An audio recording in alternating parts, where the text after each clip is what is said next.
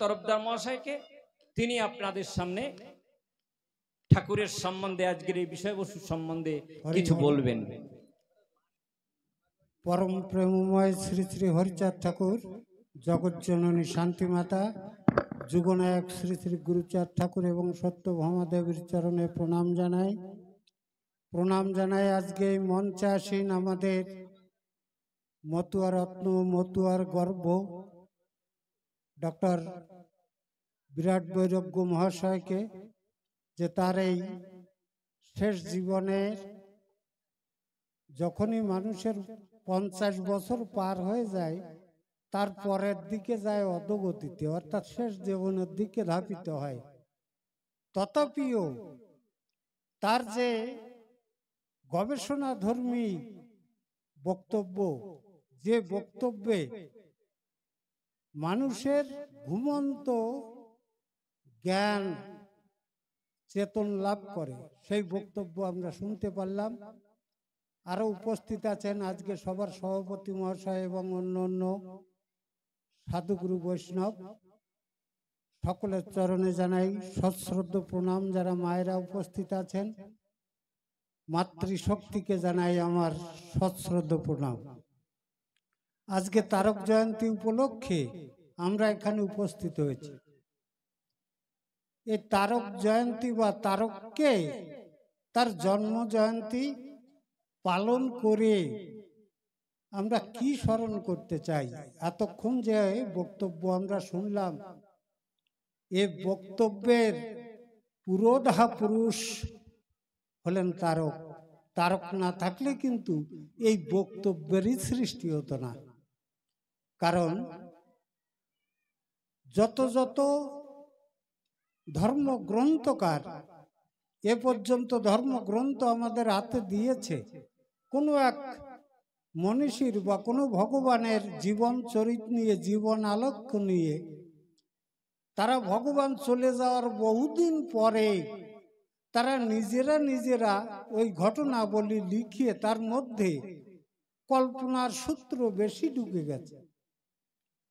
কিন্তু তারক গোসাই ছিলেন হরিচাঁদ গুরুচাঁদ ঠাকুরের সমসাময়িক। তিনি যা নিজে চোখে দেখেছেন এবং তার জীবনে যেগুলো ঘটেছে, সেই সমস্ত ঘটনার সামান্য কিছু লিপিবদ্ধ করেছেন। আর যেগুলি লিপিবদ্ধ করেছেন সেগুলি সব সূক্ষ্ম অবস্থায়, দুটো লাইনের মধ্যে এই রকম বড় বড় 2-4 খানা গ্রন্থ রচিত হয় মাত্র দুটো লাইনকে ধরলে। তাহলে পুরো লীলামৃত বিশ্লেষণ করে লিখতে পূর্বে যারা, আমার মনে হয় প্রথম গবেষক আমাদের মতুয়া গবেষকের মধ্যে নন্দদুলাল মহন্ত এবং দ্বিতীয় গবেষক হচ্ছেন ডক্টর বিরাট বৈরাগ্য। তাহলে এখান থেকে ওই মতুয়া তত্ত্বের যে গবেষণা বা তার বিশ্লেষণ শুরু হয়েছে, তা কিন্তু বেশি দিনের নয়। কারণ একটা মানুষের জীবন আর কতদিন হয়? এর পরে যারা পরবর্তীকালে যারা আসছে, তারা এই সূত্র ধরে তারক গোসাইকে চিনতে, জানতে, তারক গোসাইয়ের ভাষাকে বুঝতে, তারা এক এক করে এই মতুয়া সাহিত্য ভান্ডার পরিপূর্ণ করতে থাকবে। তারক গোসাইয়ের জীবনীর মধ্যে তিনি প্রথমে কালী ভক্ত ছিলেন। অনেকে প্রশ্ন করে থাকেন যে তারক গোসাই তো একজন কালী ভক্ত ছিলেন, কিন্তু তোমরা কালী পুজো করতে গেলে অত বাধা দাও কেন? তারক গোসাই কালী ভক্ত কখন ছিলেন, বৈষ্ণব কখন ছিলেন? হরিচাঁদ ঠাকুরের কাছে যাওয়ার আগে ছিলেন। হরিচাঁদ ঠাকুরের কাছে যেদিন গেছেন, মৃত্যুঞ্জয় গোসাই যখন তারক গোসাইকে হরিচাঁদের কাছে নিয়ে যায়, হরিচাঁদকে পরখ করেন। তারক গোসাই কি দিয়ে পরখ করেন? পরখ করার অস্ত্র তার কাছে কি ছিল? ছিল তার কাছে ওই পুরনো শাস্ত্র গ্রন্থ। কারণ পুরনো শাস্ত্র গ্রন্থ দিয়েই আমরা ভগবানকে চিনেছিলাম, আর তা দেখি নাই। আমরা শুধু নিজেদের কল্পনার মধ্যে ভগবানের ছবি এঁকেছিলাম। সেই যে ছবি, সেই ছবিগুলি তারক গোসাই নিজের মধ্যে নিয়ে নিজে বিশ্লেষণ করলেন। করে তিনি মনে মনে ভাবলেন যে এটা কোনো এরকম কোনো মানুষ এই জগতের বুকে আসতে পারে না। কারণ ভগবৎ সত্তা যা, তা হচ্ছে জীব যখন নিজের কর্ম থেকে, নিজের মানবতা থেকে দূরে সরে যায়, তখন তার মানবতাগুলিকে পুনরায় ফিরিয়ে দিতে ভগবানের প্রয়োজন হয়। তাই এই যে শাস্ত্র গ্রন্থে ভগবানদের যে নিদর্শন, তাতে কি করেছে? মানবতা ফিরিয়ে দিয়েছে, না একটা মানুষকে বহু মানুষে বিভক্ত করেছে, যা মানুষকে ছিন্ন ভিন্ন করে দিয়েছে। মানুষকে এক জায়গায় বসার, এক কথা ভাবার জায়গা রাখেনি। কেন বিভক্ত করেছে? কারণ এই মানুষগুলো যদি এক জায়গায় থাকে, একই মতবাদের মধ্যে চলে, তাহলে এদের এই যে চাতুর্যতা এর মধ্যে কখনো ঢুকবে না। তো এরকম ভগবান শুধু কবি গেয়ে পয়সা নিতেই ঠিক আছে, কিন্তু মেনে নেওয়াটা ঠিক নয়। মৃত্যুঞ্জয় গোসাইয়ের কাছে বললেন যে আমি ওই ভগবানে বিশ্বাস হয় না। মৃত্যুঞ্জয় গোসাই বললেন, কোন ভগবানে তোর বিশ্বাস হয়? তখন বলল যে যে ভগবান দিশাহীন মানুষকে দিশার দিকে চালিত করে, যে ভগবান মানুষের সার্বিক কল্যাণ করতে পারে, বাস্তব চোখে যদি তাকে কখনো দেখি, তাহলে আমি তাকে ভগবান বলে স্বীকার করব। মৃত্যুঞ্জয় বলল যে আমি তোকে সেই ভগবান দেখাবো। মৃত্যুঞ্জয় দেখাতে যখন ওড়াকান্দি নিয়ে গেলেন, ওড়াকান্দি নিয়ে যাওয়ার পর হরিচাঁদ ঠাকুরকে দেখলেন। দেখার পর তার যে শাস্ত্রের নিদর্শন, যে ভগবানের যে দেহ শরীর, সেটা আলাদা থাকে, সাধারণ মানুষের মতো থাকে না। সেটার মধ্যে 32টা লক্ষণ থাকে। পঞ্চসূক্ষ্ম, পঞ্চদীর্ঘ, সপ্তরক্ত, ষড়োন্নত, ত্রিঋষ্য, পীত, গাম্ভীর্যম, দাত্রিংশ লক্ষণ মহান। ইয়ে শাস্ত্রে পড়েছে। হরিচাঁদ ঠাকুর তারককে দেখে মনে করলেন যে তারক আমাকে বিচার করবে, বিচার করতে এসেছে তারক, এবং এই তারকের দ্বারা আমার কথা এই জগতের বুকে প্রচার করবে, আর জগতের নিরন্ন, নিপীড়িত, নিঃসম্বল মানুষগুলি আমাকে পাবে তারা। তাহলে তারকের মনের মধ্যে যদি কোনো রূপ সন্দেহ থাকে, তাহলে সে যখন নিজে মেনে নিতে পারবে না আমাকে, অন্যকে কি করে বলবে যে তুমি মেনে নাও? তাই এক এক করে ঠাকুর তার ঐশী শক্তি বলে তারককে তার 32 চিহ্ন দর্শন করালেন। সেই 32 চিহ্ন দর্শন করার পর তারক দেখলেন যে এক জ্যোতি ঠাকুরের মধ্যে, যা কোনো নক্ষত্রের মধ্যেও এত তীক্ষ্ণ জ্যোতি দেখা যায় না। তারক তার দৃষ্টি, তার যে জ্ঞাননয়ন, তার ইন্দ্রিয় সকল ঠাকুরের ওই বিশ্বম্বর রূপ দর্শন করার সঙ্গে সঙ্গে সে অচৈতন্য হয়ে পড়ে গেল। অচৈতন্য হওয়ার পর ঠাকুর মৃত্যুঞ্জয়কে বললেন যে মৃত্যুঞ্জয়, ওকে ধর, ওর কর্ণে হরিনাম দে। মৃত্যুঞ্জয় কর্ণে হরিনাম দিলেন। হরিনাম গ্রহণ করে তারক যখন ফিরে উঠে দাঁড়ালেন, তখন তারক ওই কথা বললেন, রাম হরি আমি কোথায় দেখেছি? শাস্ত্রের পাতায় দেখেছি। কৃষ্ণ হরি আমি কোথায় দেখেছি? কাগজের পাতায় দেখেছি। গৌর হরি আমি কাগজের পাতায় দেখেছি, তাকে বাস্তব দেখিনি। এই যে অষ্টবিংশ হরি, এ আমি ওই কাগজের পাতায় দেখেছি, কিন্তু আজকে আমার চোখের সামনে বাস্তব সেই হরির সকল নিদর্শন নিয়ে, বিশ্ব শক্তি নিয়ে আমার চোখের সামনে দাঁড়িয়েছে। এই আমার আসল হরি। তাই লিখলেন রাম হরি, কৃষ্ণ হরি, শ্রী গৌরাঙ্গ হরি, হরিচাঁদ আসল হরি, পূর্ণানন্দ হরি। তারক গোসাই দেখলেন এবং জগৎকে দেখাতে চাইলেন, বুঝাতে চাইলেন যে হরি কেমন হয়। বোঝাতে গিয়ে তিনি লিখলেন, হাতে কাম মুখে নাম, সচ্চরিত্র রবে। দাদা বলেছেন এর আগে, পরপতি পরসতী স্পর্শ না করিবে, তুমি না ডাকিলে হরি তোমাকে ডাকিবে। এ পর্যন্ত আমরা জেনে এসেছি যে ভগবানকে পেতে হলে ভগবানের ভজন পূজন করতে হয় এবং ভগবান কোথায় আছে তাকে ডেকে আনতে হয় নিজের কাছে। ডেকে এনে তারপরে নিজের আত্মনিবেদন পরিবেশন করতে হয়। হরিচাঁদ কিন্তু তা বলেননি। হরিচাঁদ বলেছেন যে তুমি আমার কথাগুলি কাটায় কাটায় নিজের জীবনে আচরণ করো, আমি তোমাকে খুঁজে বের করব তুমি কোথায় আছো। কারণ একটা চরিত্রবান মানুষ, একটা শিক্ষিত মানুষ, সেই হয় ভক্ত। ভক্ত কথাটা অত সোজা নয়। ওই দাদা বলতেছিল না যে মতুয়া মত অত সোজা নয়, খুব কঠিন। আসলে কঠিন। ওই দশরথ গোসাই বললেন তারক গোসাইকে, যে লেখা সেই পড়া, জানো তাহা উগাড়িয়া, দেশ ভাষা মতে দাও পুস্তক রচিয়া, যুবা বুড়া সবে যাতে বুঝিবারে পারে, সেই মতো লিখে দাও আমাদের বরে। কিন্তু সেই মতো লিখতে গিয়ে তারক গোসাই এমন লেখা লিখলেন যে বড় বড় গবেষকদের ব্রেন ফাটে যায় তা ওর সূক্ষ্ম তত্ত্ব বার করতে গিয়ে। এই যে কথাগুলি প্রত্যেকটা বাণীর মধ্যে কি বুঝালেন, যে তুমি চরিত্রবান হও এবং নিজে চরিত্রবান হয়ে অপরের চরিত্র গঠন করো, তবেই তুমি মতুয়া হতে পারবে, তবেই তুমি ভক্ত হতে পারবে। নচেৎ ভাবাবেগে কারো পুত্র শোক, কারো টাকা, ওই যে দাদার 10 লক্ষ টাকা নিয়ে কেটা চলে গেছে তার একটা শোক, ছেলে পেলে লেখাপড়া শিখতে পারছে না, পরীক্ষায় পাশ করবে কিনা, এই সমস্ত অন্তর্বেদন নিয়ে মানুষ ওই ঠাকুরের কাছে আসে।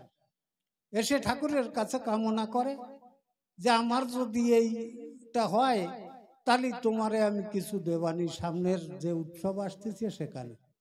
বাকিতে মানত করে, নগদে না।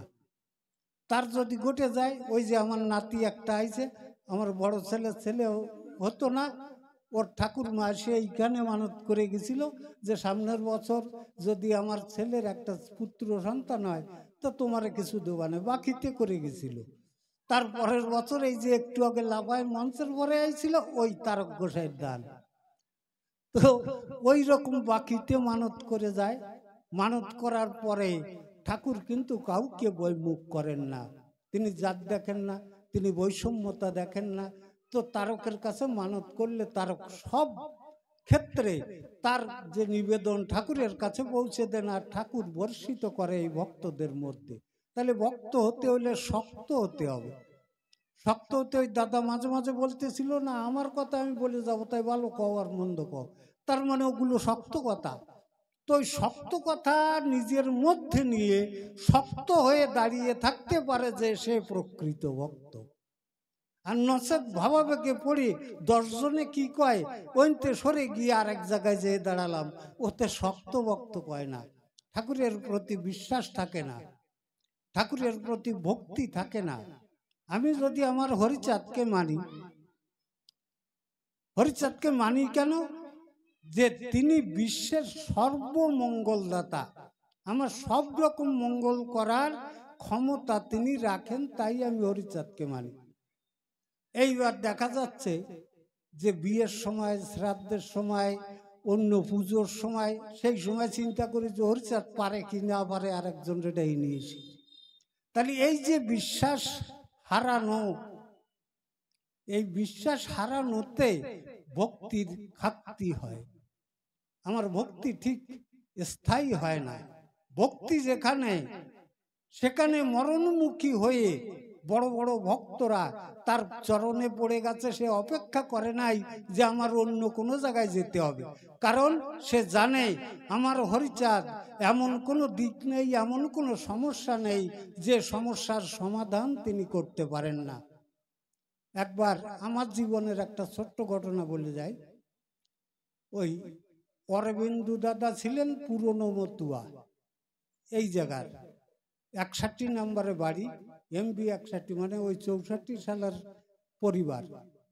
তো উনি বহু প্রচার করেছেন, নিজে একটা দল গঠন করেছিলেন, আর সেই দল নিয়ে বহু জায়গায় তিনি যেতেন। ওনার ছেলেরাও আছে আছে এখানে আছে। তো উনি যে সময় মহোৎসব করতেন সে সময় মতুয়াদের খুঁজে পাওয়া যেত না। কারণ কি, মতুয়াদের আচারমালা থাকলেও তা বেড়ার গায়ে ঝুলানো থাকতো, ও গলায় দিত না, ভয় থেকে কি কয় নাকি ওই বাগ্ন বটে যেত। যদি কোনো নেমন্তন্ন পেত তাহলে সেই সময় তেল মালিশ করে ওই বাগ্ন ছাড়াইয়ে গলায় নিয়ে তারপরে যেত মহোৎসব। তাহলে এহেন ভক্তের অভাব, সেই অভাবের সময় উনি মহোৎসব করতেন 61 নম্বরে। উনি এসে নেমন্তন্ন করলেন আমাকে। নারায়ণ সরকার মশাই ছিলেন একজন মতুয়া ভক্ত, যাদেরকে আপনারা সবাই জানেন। অন্তত মালকানগিরির বুকে নারায়ণ সরকারের মতো অত ভালো হরিসঙ্গীত আর কেউ গাইতে পারত না, তার আজও কেউ নকলও করতে পারে নাই। তা সেই ভক্ত আমার কাছে এসে বলল যে চল সুভাষ, ওই অরবিন্দুর বাড়ি মহোৎসব যেতে হবে। সে সময় তো গাড়ি ঘোড়া ছিল না, আমার একটা সিলভার প্লাস গাড়ি ছিল। তো সেই সিলভার প্লাসে বসে দুইজন গেছি, যে আমি আবার একটু ব্যবসা করি, রাত্রি থেকে সকালে চলে আসব। উনি আর এলেন না। আস্তে আস্তে জঙ্গল, তখন অরুণ জঙ্গল, সেই অরুণ জঙ্গলের মাঝে এসে আমার মোটরসাইকেল পাঞ্চার হয়ে গেল। পাঞ্চার হয়ে গেলে ওই জিনিস ঠেলে আনা 2-3 জন যুবকের কাজ না, যদিও আমি তখন যুবক। তো ওই কোনো রকম আধা কিলোমিটার ঠেলার পরে ঘামে শীত হয়ে পড়ে যাই। গুরুচাঁদ ঠাকুরকে গালাগালি দিচ্ছি, আমি তারক গোসাইকে গালাগালি দিচ্ছি যে এই নাকি তোমাকে কাজ, তোমাকে কর্ম করতে এসে আমার গাড়ি পাঞ্চার হয়ে গেছে। সকালবেলায় না খেয়ে আমি এইরকম ভাবে ঠেলতে ঠেলতে আমার জান বের হয়ে যাচ্ছে। আমার জন্য তোমার কোনো অবদান নেই, করতে পারবা না, না মোটরসাইকেল ফেলাই আমি বাড়ি যাইতে পারছি, না ওটারে ঠেলে নিয়ে বাড়ি যাইতে পারছি। সে সময় জঙ্গল সাফা করা কাজ চলতো, আমরাও জঙ্গল সাফা করেছি তখন। এটা 1975-76 সালের ঘটনা। হঠাৎ ওইখানে বসে, গাছতলায় বসে অধমুখিয়ে ঠাকুরের সঙ্গে যুদ্ধ চলছে আমার, যে তোমার মতবাদ, তোমার যে দর্শন, তোমার যে আদর্শ তো মানুষ পালন করবে কেন, তোমার মৎস্য করতে এসে আমার এত বড় বিপদ ঘটে গেল। এইসব করতে করতে হঠাৎ একজন বৃদ্ধা মহিলা, তার ওই বাতের থালাতে আর 1 ঘটি জল নিয়ে আমার ওই অবস্থা দেখে বলতেছে, বাবা তোমার এটা কি খারাপ হয়ে গেছে? ওই মোটরসাইকেল দেখায় বলতেছে। আমি করছি, হ মাসি, এটা খারাপ না হয়ে গেলে কি এনে বসে থাকি নাকি আমি? তা খারাপ হয়ে গেছে, তা ও কি করবো এখন? কি করবো তাই তো ভাবতেছি। কয় তোমার তো অবস্থা খারাপ, চোখ মুখ বসে গেছে, তোমার খিদে লাগিয়েছে। তো আমি বললাম, তা তো লাগিয়েছে, লাগলেও এখন করবো কি এই জঙ্গলের ভিতরে? তখন বলছে, আমার ছেলেরা আসছিল এখানে কোথায় জঙ্গল খুঁজতেছে, মানে গাছ উপড়াচ্ছে। তা আমি ঘুরে ঘুরে তাদের আর খুঁজে পেলাম না, ভাবলাম এ বাড়ি যাই, তারপরে একটা ব্যবস্থা করবানি। তো এই যে এই ভাতের থাল, ভাত রয়েছে আর এই জলের গটি, তুমি খাও। আমি বলছি, এই কি ব্যাপার, আমি কেন খাবো? আপনার ছেলেদের জন্য এনেছেন, তারা না খেয়ে থাকবে? তখন বলছে, তাদের তো খুঁজে পেলাম না, এনেছি তো ছেলেদের জন্য, তা তুমি কি আমার ছেলে নাও, খাও। এবার অনেক কাকুতি মিনতির পর, একে তো পেটেতে খিদে, তো বললাম যে তা দাও। বেশ মাগুর মাছের ঝোল রান্না করা, ওই তো ভালো জুত করে খাইলাম। খাওয়ার পরে জলের গটি নিলাম, নিয়ে জল টল খেয়ে ওই মাসিরই বলছি, মাসি জানি না তুমি কে, আর আমি কোনোদিন কোনো দেব দেবীরও দেখিনি, স্বপ্নেও দেখিনি কোনোদিন, তুমি আমার একটা প্রণাম নাও।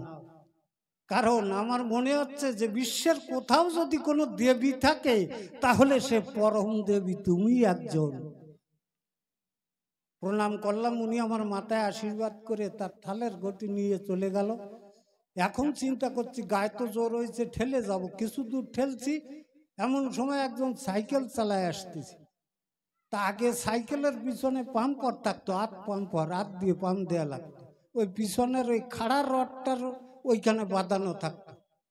তো উনি ওইখানে নামিয়ে আমার বলতেছে, ঠেলে নিয়ে যাচ্ছ, কি হয়েছে? আমি বললাম পাংচার হয়ে গেছে। তখন বলছে এক কাজ করো, আমার কাছে পাম্পার আছে, তুমি হাওয়া দিয়ে দেখো, এখান থেকে উন্ডা গুন্ডায় যদি যাইতে পারো তাহলে ওইখানে সাইকেলের পাংচার টাঞ্চার বানায় ওইখান থেকে একটা ব্যবস্থা করে যেতে পারবা। তা আমি চিন্তা করলাম তা ঠিক আছে, তা দাও পাম্পার দাও। আমি পাম্প দেবো, বললো যে না তুমি ঠাসিয়ে ধরো, আমি পাম্প দিই। আমি ঠাসিয়ে ধরলাম, ও পাম্প দেওয়ার পরে পাম্প হয়ে গেল মোটর সাইকেলে। পাম্প হওয়ার পরে উনি ওনার পাম্পার নিয়ে বললো যে এইবার যাও, তাড়াতাড়ি চালায় যাও, আবার পাম্প না সরে যায়। আমি ওই গাড়িতে উঠে বাড়ি চলে আসলাম। তো তারপরে আর ফিরে বাঁচার না পর্যন্ত তার পাম্প সরে নাই। তাহলে এই যে জীবন্ত ভগবান, এই জীবন্ত ভগবান প্রত্যেকের জীবনে আসতে পারে। এই পরশু দিনের কথা, ওই যে 72 নম্বর যে সভা হলো, ওই সবাই এরকম মঞ্চে বসে আছি, আলোচনা চলছে। আমার পাশে হরিচাঁদ সরকার বসা। হরিচাঁদ রে বলতেছি, হরিচাঁদ আমার খুব পান খাইতে ইচ্ছে করতেছে। তো কয় চলো কাকু বাড়ি যে তোমরা পান খাও। বাইরে যে দাঁড়াইছি, একজন করছে দাদা এই যে আপনার পান, অনেকক্ষণ ধরে দাঁড়া রয়েছি, আপনি বেরোলে এই পান না দেবো। তো ওই যে অশ্বিনী গোসাই লিখেছে, যখনে যা বাঞ্ছা করি তার দিতে হয় না দেরি, শুধু তার প্রতি নিজের আত্মনিবেদনটা থাকা দরকার। যদি আত্মনিবেদন পরিপুষ্ট রূপে থাকে, তাতে যদি কোনো ফাঁকা না থাকে, তো কোনো ভক্ত আমি বুকে হাত দিয়ে বলতে পারি যে ঠাকুরের কাছে চেয়েছে আর সে পায়নি, এমন তার জীবনে ঘটতে পারে না। অতএব ঠাকুরের যে এই অমীয় দর্শন, দুঃখী তাপির কাছে যে ঠাকুর নিত্য যাতায়াত করেন, তাকে প্রার্থনা করে ডেকে আনতে হয় না, এটা নিজের জীবন দিয়ে বোঝা যায়। এবং সে বুঝিয়েছেন কে? কবি রসরাজ, কবি চূড়ামণি তারকচন্দ্র সরকার। উনি যদি না আসতেন, উনি যদি নিজের দিব্য দৃষ্টি দিয়ে হরিচাঁদকে দেখে চিনিয়ে যদি হরিচাঁদকে আমাদের মধ্যে না বিলাতেন, তাহলে আমরা এই সুদারস, এই পরম সম্পদ, এই হরিচাঁদকে আমাদের জীবনে কখনো পেতাম না। যাই হোক, অনেক সময় হয়ে গেছে, খাওয়ার আনন্দবাজার চালু হয়ে গেছে।